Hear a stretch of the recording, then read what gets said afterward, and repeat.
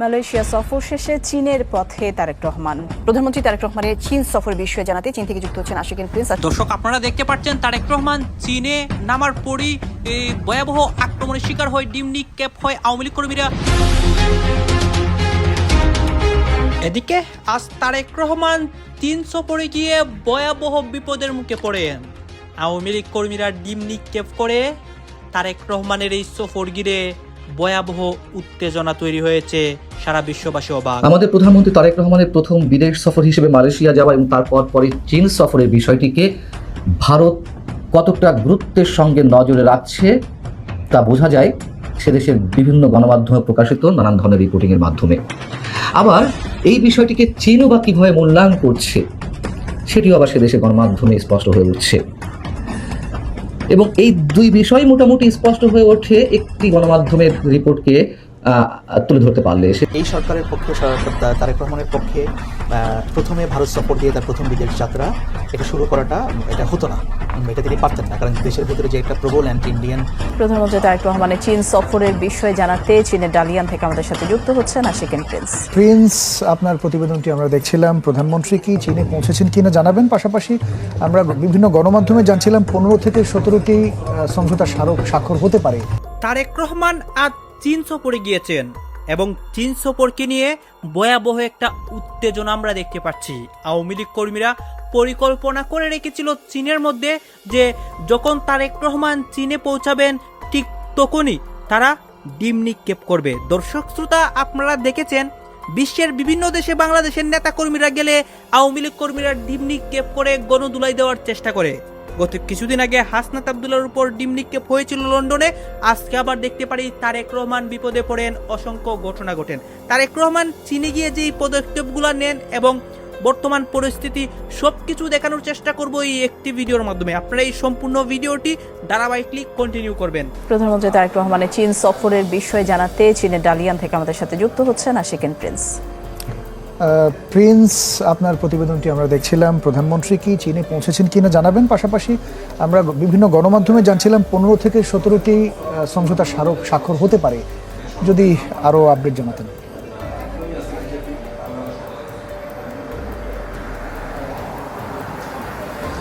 ইমতিয়াজ, এখন চীনের স্থানীয় সময় রাত 9টা বেজে 5 মিনিট।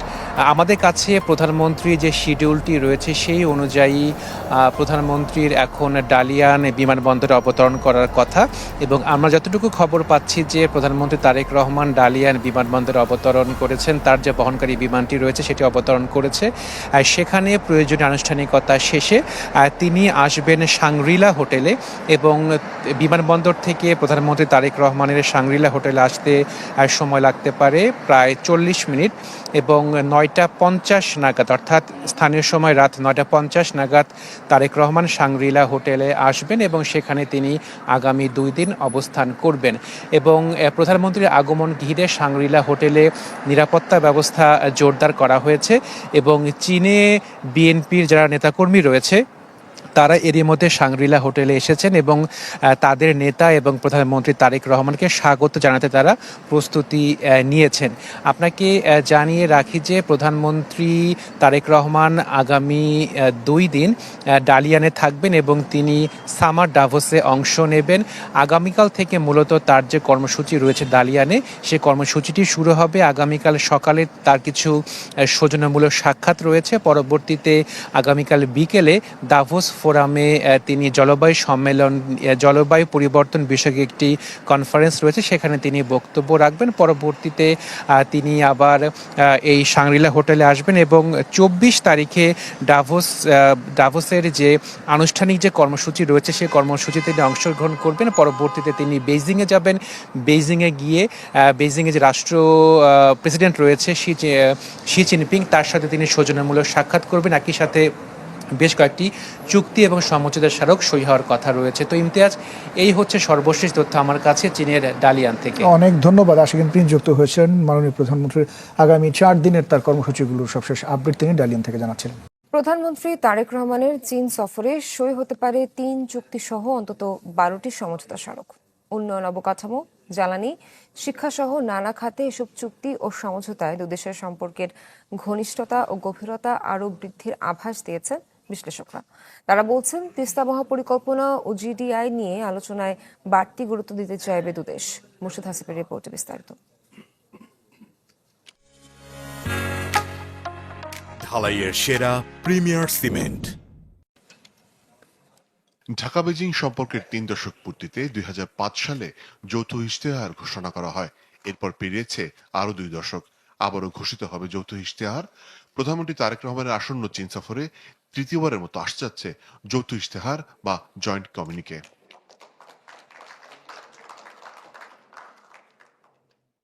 22 জুন থেকে শুরু হতে যাওয়া প্রধানমন্ত্রীর 5 দিনের সফরে সই হতে পারে 12টির বেশি চুক্তি ও সমঝোতা স্মারক। এর মধ্যে আছে উন্নয়ন অংশীদারিত্ব, পরিবেশ বান্ধব জ্বালানি, বন্দরের আধুনিকায়ন, শিক্ষা ও গণমাধ্যম সহযোগিতার মতো বিষয়গুলো।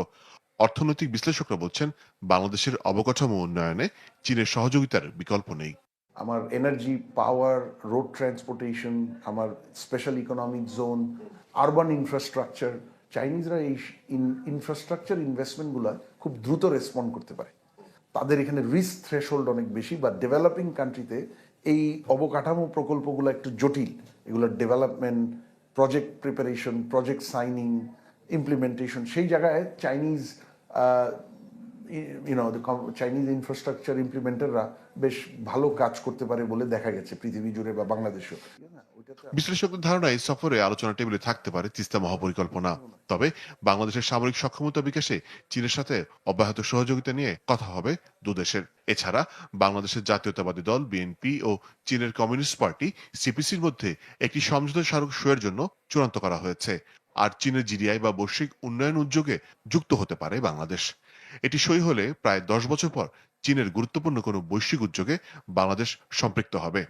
চীনের যে এই মুহূর্তে ভূকৌশলগত গুরুত্ব, অর্থাৎ ওয়েস্ট এশিয়া থেকে শুরু করে পাকিস্তান হয়ে আমাদের দক্ষিণ এশিয়াতে, সেই ক্ষেত্রে চীনের সাথে বাংলাদেশের সম্পর্কটা আরেকটু সুসংহত করা এবং ট্রান্সপারেন্টভাবে আরও এনগেজমেন্টে যাওয়াটা আমার কাছে মনে হয় যে আঞ্চলিক ভূ রাজনীতি এবং বাংলাদেশের যে মিডল ইস্টে এক ধরনের ইন্টারেস্ট আছে সেটার সাথে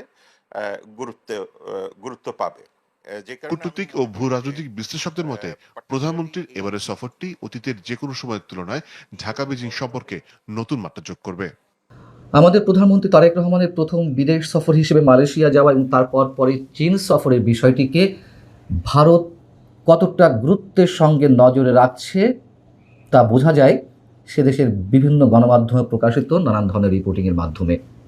আবার এই বিষয়টিকে চীনও বা কীভাবে মূল্যায়ন করছে সেটিও আবার সে দেশের গণমাধ্যমে স্পষ্ট হয়ে উঠছে। এবং এই দুই বিষয় মোটামুটি স্পষ্ট হয়ে ওঠে একটি গণমাধ্যমের রিপোর্টকে তুলে ধরতে পারলে। সেটি হচ্ছে চীনের অন্যতম প্রভাবশালী গণমাধ্যম, দেশটির সরকারি দল কমিউনিস্ট পার্টির যে মুখপত্র পিপলস ডেইলির পৃষ্ঠপোষকতায় যেই পত্রিকাটি চলে, গ্লোবাল টাইমস, সেই পত্রিকাটি একটি রিপোর্ট প্রকাশ করেছে। এই পত্রিকা বলছে, তারেক রহমানের এই সফর ভারতীয় গণমাধ্যম তোলপাড় সৃষ্টি করেছে, ব্যাপক আলোচনা তৈরি করেছে। তাদের দৃষ্টিতে ভারতকে এড়িয়ে তারেক রহমানের চীনমুখী কূটনৈতিক তৎপরতা তার পররাষ্ট্রনীতির অগ্রাধিকারের একটি ইঙ্গিত। কারণ ঐতিহ্যগতভাবে বাংলাদেশের নতুন সরকার প্রধানেরা প্রথম সফরের গন্তব্য হিসেবে ভারতকে দেখা হতো, কিন্তু চীনা বিশ্লেষকরা বিষয়টিকে উড়িয়ে দিচ্ছেন। তো সেখানে আবার ভারতের বিভিন্ন গণমাধ্যমের চুম্বক অংশগুলো তুলে ধরা হয়েছে, বা আমরা নিজেরাও দেখেছি ভারতের গণমাধ্যমে কী ধরনের রিপোর্টিং হচ্ছে, কোন দৃষ্টিকোণ থেকে লেখাগুলো প্রকাশ হচ্ছে। যেমন ভারতের অন্যতম প্রভাবশালী দৈনিক হিন্দুস্তান টাইমস তার প্রতিবেদনে বলছে, বিদেশে কর্মসংস্থানের সুযোগ বাড়ানো এবং বিনিয়োগ আকর্ষণের লক্ষ্যে প্রথম বিদেশ সফরের জন্য তারেক রহমান মালয়েশিয়া ও চীনকে বেছে নিয়েছেন। একই সঙ্গে ভারতকে পাশ কাটিয়ে যাওয়ার মধ্য দিয়ে তিনি তার পররাষ্ট্রনীতির অগ্রাধিকারও তুলে ধরেছেন। কারণ অতীতে এমন সফরের ক্ষেত্রে ভারতই সাধারণত গন্তব্য হয়ে থাকত। ভারতের আরেক প্রভাবশালী দৈনিক দ্য হিন্দু বলছে, দায়িত্ব নেওয়ার পর প্রথম বিদেশ সফরে মালয়েশিয়া ও চীন সফরে যে তারেক রহমান গেলেন, সেই গন্তব্যটি হলো প্রতিবেশী ভারতকে এড়িয়ে গিয়ে। আরেকটি গণমাধ্যম দ্য টেলিগ্রাফ বলছে, যে কোনো দেশের প্রধানমন্ত্রীর প্রথম বিদেশ সফরের ভৌগোলিক অবস্থান খুব কমই আকস্মিক হয়। আকস্মিক মানে যে প্রথাগতভাবে যেটি দাঁড়িয়ে গেছে বা ঐতিহ্যগতভাবে যেটি হয়ে আসছে তেমনটিই হওয়ার কথা। এখানে শব্দটা ব্যবহার করেছে অ্যাক্সিডেন্টালি। তো টেলিগ্রাফ বলছে 2024 সালের জুলাই মাসের অভ্যুত্থানের পর ফেব্রুয়ারিতে দায়িত্ব গ্রহণকারী তারেক রহমানের ক্ষেত্রে নয়াদিল্লি বা বেইজিংয়ের পরিবর্তে কুয়ালালামপুর থেকে তার প্রথম বিদেশ সফর শুরু করার সিদ্ধান্তটিকে একটি সুচিন্তিত রাষ্ট্রকৌশল হিসেবেই দেখা হচ্ছে। মোটামুটি একটা ব্যালেন্স করার চেষ্টা করেছে। টাইমস নাও বলছে, ঐতিহ্যগতভাবে এ ধরনের সফরের প্রথম গন্তব্যস্থল ভারতকে তিনি এড়িয়ে গেলেন, অর্থাৎ আমাদের প্রধানমন্ত্রী ভারতকে এড়িয়ে গেলেন বা পাশ কাটিয়ে গেলেন, সেটি এখানে মোটামুটি জোর দেওয়া হয়েছে। এখন চীনের যে প্রভাবশালী গণমাধ্যম গ্লোবাল টাইমস বলছে, ভারতীয় গণমাধ্যমের এই নিবিড় নজর ভারত বাংলাদেশ সম্পর্কে পরিবর্তনশীল বাস্তবতাকেই প্রতিফলিত করেছে। আসলেই বাস্তবতা এটি। এখানে বলা হচ্ছে যে সাবেক প্রধানমন্ত্রী শেখ হাসিনার সরকারের পতনের পর দ্বিপক্ষীয় সম্পর্কে ধাক্কা লাগে এবং সম্পর্ক এখনও পুনর্বিন্যাসের একটি পর্যায় অতিক্রম করছে। এটাও সত্য কথা। গ্লোবাল টাইমসকে একটি সাক্ষাৎকার দিয়েছে চীনের সিংহুয়া বিশ্ববিদ্যালয়ের ন্যাশনাল স্ট্র্যাটেজি ইনস্টিটিউটের গবেষণা বিভাগের পরিচালক চিয়ান ফেং। চিয়ান ফেং বলছেন, সম্পর্ক এখনও পুরোপুরি স্থিতিশীল অবস্থায় ফিরতে পারেনি। ভারত বাংলাদেশের সম্পর্কে কথা বলা হচ্ছে। তিনি বলছেন, ভারতের গণমাধ্যম ও কৌশলগত মহলের কিছু অংশ এখনও দক্ষিণ এশিয়ায় ভারতের ঐতিহ্যগত নেতৃত্বের ভূমিকাকে কেন্দ্র করে আঞ্চলিক বিষয়গুলো দেখছে। ফলে চীন বাংলাদেশ সম্পর্ক ঘনিষ্ঠ হলে তা নয়াদিল্লির প্রভাব কমিয়ে দিতে পারে। বিশেষ করে বাংলাদেশে ভারতের অবস্থান দুর্বল হতে পারে বলে তাদের মধ্যে উদ্বেগ তৈরি হচ্ছে। এই বিশ্লেষণও একেবারে খারাপ না, কিন্তু তারা এই কথাগুলোর মধ্য দিয়ে এটুকু প্রকাশ করে ফেলেছে যে চীন অন্তত খুশি। তাহলে উল্টোটা হলে কি হতো? চীনও নিশ্চয়ই খানিকটা নাখুশ হতো। অবশ্যই আমাদের প্রধানমন্ত্রী বা সরকার প্রধানেরা ঐতিহ্যগতভাবে তারা ক্ষমতা আসার পরপরই ভারতকে এই প্রথম দেশ হিসেবে বেছে নিতেন সফরের বিষয় হিসেবে। কিন্তু তারেক রহমানের এই যে চীন সফর, আমরা কি সম্পূর্ণ ইতিবাচক নাকি নেতিবাচক হিসেবে ধরব, নাকি এখানে বিশেষ কৌশল থাকতে পারে? অনেকে বিশেষ কৌশলের কথা বলছেন। সেই কৌশলটি যদি আমাদের জন্য ইতিবাচক হয়ে থাকে অবশ্যই আমরা সেটিকে ওয়েলকাম জানাই। একদিকে আমিরে জামাত, প্রধান বিরোধী দলীয় নেতা ডাক্তার শফিকুর রহমান, অন্যদিকে মাননীয় প্রধানমন্ত্রী জনাব তারেক রহমান। দর্শক, দুইজনেই বাংলাদেশের বৃহত্তর স্বার্থে কূটনৈতিক তৎপরতা নিয়ে ব্যস্ত এবং খেলা চলছে সমানে সমান। রাজনীতিতে এখন তীব্র উত্তেজনা চলছে এবং পিক আওয়ার চলছে, পিক টাইম চলছে, কিন্তু খালি চোখে আপনারা দেখছেন না। আমরা রাজনীতি জমে ওঠা বলতে বুঝাই দেশের ভিতরে সরকারি দল বিরোধী দলের মধ্যে কে মাঠ দখল করতে পারে, এটা কথা, লড়াই, ঝগড়া, কে জিততে পারে, এটাকে বলি রাজনীতি জমে ওঠা। Not like that. বাংলাদেশের রাজনীতির আসল খেলা তো এখন চলছে। আগামী দিনে বাংলাদেশের স্বাধীনতা সার্বভৌমত্ব টিকবে কিনা, কোন পথে যাবে বাংলাদেশ, সেই ফয়সালা হচ্ছে। এবং এই যে ফয়সালার আলোচনা এখন করব, এই ফয়সালা যদি ঠিক থাকে, সঠিকভাবে হতে পারে, তবে আমি এখনো আশাবাদী যে বিএনপি জামাত এই ক্ষেত্রে একই লাইনে আছে। কিছুটা পার্থক্য আছে, বাট মৌলিকভাবে চেষ্টা একই রকমের করছে। যদি মঞ্জিলে মকসুদে পৌঁছতে পারে, যদি সঠিক থাকে, তাহলে দেশের ভিতরে যে বিএনপি জামাত কিছুটা মারামারি, এই যে এই রাস্তা দিয়ে জামাতের সমাবেশে যেতে পারবি না এটা বলে জামাতের 6 জনকে পিটিয়ে হসপিটালে পাঠানো, বিভিন্ন জায়গায় জামাতের লোকজনের উপর হামলা করা, এটা কমে যাবে, সমাধান হয়ে যাবে। বিএনপি জামাত পিসফুল কোএক্সিস্টেন্স, জুলাই সনদ বাস্তবায়ন, এগুলো দেখবেন। এই জন্য বাংলাদেশের রাজনীতির মূল সংকট বিএনপি জামাতের মধ্যে মতদর্শ, মুক্তিযুদ্ধ, স্বাধীনতা বিরোধী, এগুলো কিছু না। মূল সংকট হচ্ছে যে ভারত প্রশ্ন আমরা কিভাবে ডিল করি এবং মার্কিন যুক্তরাষ্ট্র প্রশ্ন আমরা কিভাবে ডিল করি। বাংলাদেশের ফরেন পলিসি কি, এটাই হচ্ছে মূল প্রশ্ন। বিখাসাতান বাংলাদেশের জনগণের আকাঙ্ক্ষা ভার্সাস ভারতের চাপিয়ে দেওয়া আধিপত্যবাদ, এইটাই হচ্ছে বাংলাদেশের মূল সংকট। ভারতের আধিপত্যবাদের বিরুদ্ধে যদি আমরা সোজা হয়ে দাঁড়াবো, আপনারা হয়তো দেখলেন, এখানে দেখতে পাচ্ছি আমরা চীন সফরকে নিয়ে কথা হয় এবং তারেক রহমানের বর্তমান চীন সফর, মালয়েশিয়া সফর নিয়ে অসংখ্য যে চুক্তি করেন তারেক রহমান, এগুলো দেখিয়েছি গাইজ। এই বিষয়গুলো দেখে এবং আমাদের তারেক রহমান যে ভালো ভালো কাজ করতেছেন বিভিন্ন বিদেশ সফরে গিয়ে, আপনার মন্তব্য কী?